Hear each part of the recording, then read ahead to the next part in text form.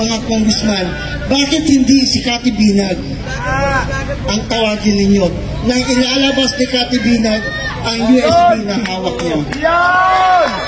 Yes! Dapat yun ang tanong. Kasi, kilala ko si Martin. Ako. Kasi, alam nyo, ayan, yung mga kongresista dyan, sinira na nila ang future ng kanilang anak. Hindi lang sila, yung future ng kanilang anak, dadalhin ng kanilang anak yung ginagawa nila ngayon. Kala nila okay sila ngayon. Ilang taon lang ba tayo nabubuhay? Bukas makalawa, hindi nga natin alam eh, di ba? So, yung protection nila is habang nakaposisyon sila. Hanggang kailan yan? Di po ba? And you know, lahat sa politics, sa politika, lahat ho ay temporary lamang. Wala hong permanente. And sa ginawa nila, sinira nila yung kanilang pagkatao. Dapat naway, lalo yung matatanda dyan. You know, huwag na tayo magpaka-plastic dito. Alam nyo, total, si Abante ginamit niya ang Panginoon. Nakikita ng Diyos lahat kung ano ang katotohanan. Yung nangyayari yung masasama ngayon, sa totoo lang, kagustuhan mo ni Lord to. Para po makita talaga natin kung ano yung totoong nangyayari sa ating bansa. Mataas na bilihin, bagyo, yung flood control projects. Alam mo, eto pa, kine-question nila ang confidential fund. Lahat ng politician ay what do you call this, nagtatrabaho sa gobyerno, ay may confidential fund. Correct. So ang hamon ko sa Quadcom, buksan natin ang libro ng lahat. Lahat na may confidential fund, buksan natin. Kine-question nyo ang confidential fund ni BP Sara. You want to be fair and square? Maging transparent tayo. Ilantad natin lahat kung wala kayong tinatago. Yun lang po. Ms. Cathy Binag, follow-up question na po. Balikan lang natin yung issue sa drugs tungkol po kay Bongbong Marcos. Kung ipatawag po ba kayo sa Quadcom, haharap po ba kayo upang isalaysay po ninyo yung personal encounter po ninyo kay Bongbong Marcos na gumagamit po ng ipinagbabawal na gamot? Haharap ako, pero hindi ako pipirma ng, what do you call that? Waiver. You know why? Because I know for a fact na yan ang gusto nilang mangyari. Makokontempt ka, bababoy. Hindi ako takot sa baboyan, nababoy ako for 10 years po. Pero lalaban ako ng harapan. Pag sinigawan ako, sabihin ko, wala kayong karapatang sigawan ako. Wala kayong karapatang sigawan ako. Hindi ako pumunta dito para bastusin nyo. Diba? Yun po yun. Kasi nasira ang Kongreso sa ginagawa nila. Hindi naman po lahat ng kongresista. Nandyan nga po si Congressman Marcoleta. Diba? Nagsusupport na, nagagalit sa ginagawa nila.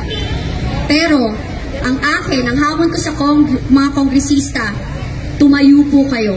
Magkaroon po kayo ng backbone at mga bayag. Sa mga kababaihan, maging babae ho kayo, total, inaho kayo ng tahanan, ate kayo. Tingnan nyo ho nangyari kay Atty. Lopez. Tingnan nyo nangyari kay Atty. Lopez. Imagine nyo, kung nangyari yan sa mga kapatid nyo, nanay nyo, ate nyo, tita nyo, kamag-anak nyo, mahal nyo sa buhay, anong gagawin nyo? Tapos kine-question nila, tinatawag nila si VP Sara na may tama sa utak, hindi kalmado. Kahit sa akin mangyari yan. Kasi ang problema, ang mainstream media, hindi nila nilalabas ang kabuuan ng storya. Diba? Kaya yan ang problema. Hindi lahat nila nilalabas. Yung story, we were there. Ang sabi niya, diba, ang nangyari sa kanya, nasa Zoom tayo eh. Nag-collapse na si Atty. Lopez, hindi na siya kumikibo. They were asking for help. It took 2 hours for them na papunta, na may papuntahin. May doktor doon, ayaw papasukin. So ano gusto niyong maramdaman ni VP Sara? Isang kaibigan yan. Hindi lang basta kaibigan, matagal niyang kaibigan at empleyado niya. Yan ang leader. May malasakit sa kapwa. May gagawin ba nila yan? Babantayan ba nila? Babantayan ba nila yan? Hindi. Yung trauma na ginawa, nasabi na drama, gusto ko nga po, sana magsalita yung nanay ni Atty. Lopez. Sana po magsalita. Hindi nyo maintindihan kasi may pera kayo, mayaman kayo, you think you're powerful. Wala akong pinaka-powerful dito sa buong mundo kundi ang Diyos. Kaya kayo lahat tatamaan na kayo ng latigo ng Panginoon. Yun lang po. Miss Cathy Binag, final question na lang po. Last na lang.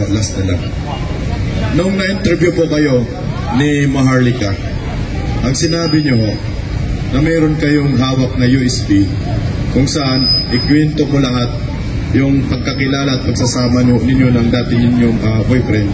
Kasama po si First Lady Alisa Aranita at saka si Bongbong Marcos. Kailan niyo po yan ilalabas? Meron na may hawak, lalabas na yan soon. Yun. Yun lang. Simpleng sagot.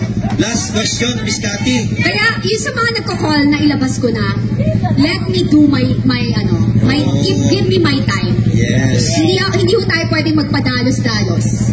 Alam niyo ho yun? A friend of mine even told me, yung hawak mo, Cathy, can put this administration down. So yung sinabi niya, kaibigan ko yan sa Congress. So ako, gusto natin, dati pa natin gustong ilabas, pero meron ng may hawak. Okay. So last question, Miss Cathy Binag. Galing po ito, walang iba kundi kay Placido Miloso po. Okay, Placido. Ay, Miss Cathy, magandang gabi po. Magandang gabi. Alam niyo mga kababayan, dahil po sa tapang ni Miss Cathy Binag, palakpakan muna po natin. Na siya ay lumantad kahit na po ang kalaban ay isang presidenteng bangag. Lumantad po siya, nagpaliwanag, siya po ay naka-impluensya ngayon at nakakuha ng inspirasyon ang mga biktima ng droga. At meron na pong isang sumabay kay Miss Cathy Binag. Yan po ay nagngangalang si Miss Yumi Santiago na aking kababayan sa Bataan. Maisog din po siyang lumabas at nagsiwalat kung ano ba ang buhay ng isang naging biktima ng droga. Ang tanong, Miss Cathy Binag, kung sakali ba na mas marami pang may inspire sa inyong matapang na paglantad at kayo ay higayating pangunahan na magsilabas at manawagan sa ating gobyerno ng isang masusing investigasyon, titindigan nyo ba ang mga biktima ng illegal na droga? Sa tingin mo ba, Placido, hindi ko titindigan? Sasagutin ko na yan! Yes!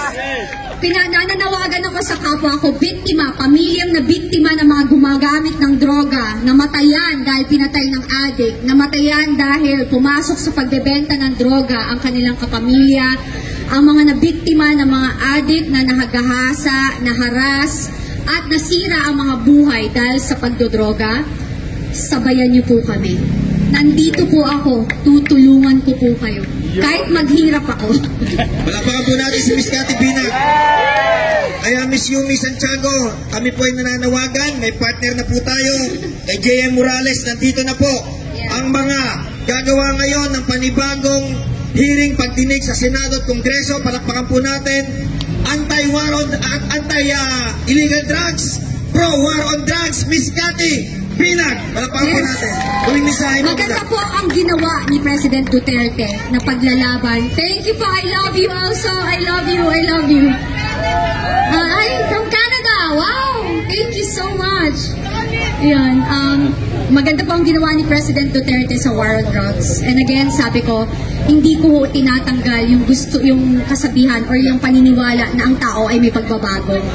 Pero, nung panahon ngayon, those are the safest year of our lives. Kasi takot po ang tao. Di mga politician takot magnakaw. Ang military, talagang ang dignidad nila, mataas ang kapulisan. Binigyan niya ng integrity, nilabas niya kasi for the longest time, nababoy ang kapulisan tsaka sundalo. And you know, there's a lot of, marami po tayong pulis at sundalo na matitino. And talagang inayos niya. And kaya ako, you know, sometimes bakit mo pinagtatanggol yung pulis at sundalo? Kasi ako naniniwala, hindi lahat. Ginagawa lang yung trabaho nila. Pero, pag dumating ang panahon na kinailangan talaga nilang lumaban para sa atin, they will do it. I believe in that. Kasi ano na yan? Yan ang kinasinumpaan.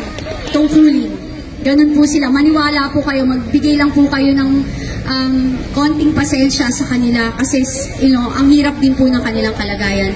Pero sa patuloy nating pagdadasal at paniniwala sa Panginoon na ang kasamaan ay hindi mananalo sa kabutihan, tayo po ay mananalo. Di po ba? Yun lang po. God bless everyone and good night. Kati Binag, nasa tabi ka nasa tabi mo kami. Thank you sa support na po. God bless, guys. Okay, publicly announce anytime. Lahat, baka ilang minuto lang mula ngayon, we try to reach out. Sinusubukan namin i-contact ang ating mahal na VP Inday Sara upang marinig nyo ang kanyang mensahe.